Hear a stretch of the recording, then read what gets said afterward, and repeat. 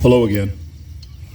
Over in 2 Kings chapter 10, it tells about how some guys wrote a letter to King Jehu, godly King Jehu,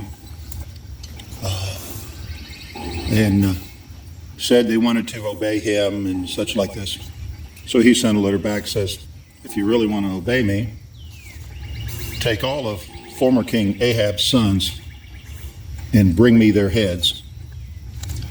Now, King Ahab had 70 sons, and they had guardians, so let's just guesstimate they were between like 9 and 16 years old or so. These men gathered them up, chopped their heads off, put them in baskets, and took them to where Jehu said. How could a godly man of God, Jehu, require them to act with such savagery?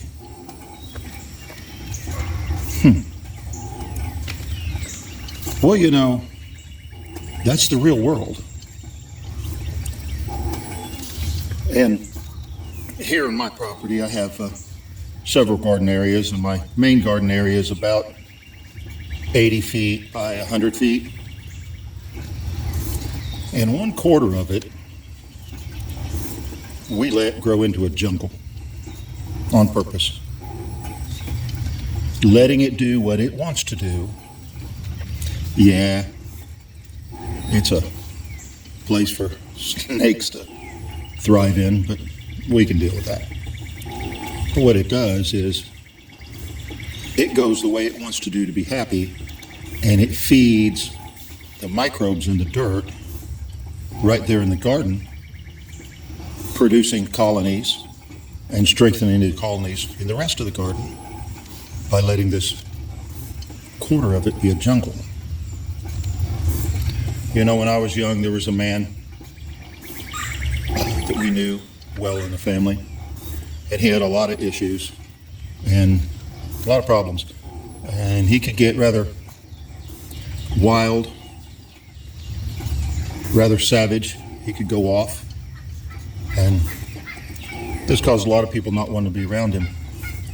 But there were times when we saw something in that was different. When there was an emergency, a group of guys were going down the river, and it was spring, so the floodwaters were up.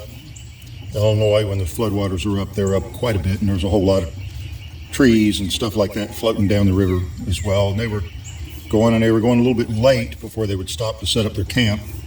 And it was getting dark, and the boat held a log in the floodwaters, and it flipped the boat straight up and over backwards, and everybody was caught in the currents. Because it was like March, Illinois, it was still cold out, so everybody had heavy coats on. Everybody pops up out of the water wherever they can, but they can't see each other because it's dark. And this one man, George, is calling out everybody's name immediately, doing roll call, finding out where everybody is. If everybody's above the surface, he's going to rescue all of them.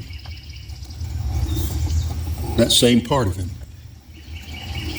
that nobody liked and nobody trusted, that savage nature, was exactly what they needed in that moment. And everybody got out of that cold floodwater river safe because George had that savage nature. My garden thrives. We had to water it 1.5 times last year because I do things like let 1/4 of it become savage. There's a place in every man that doesn't need to be cultivated, that needs to be savage.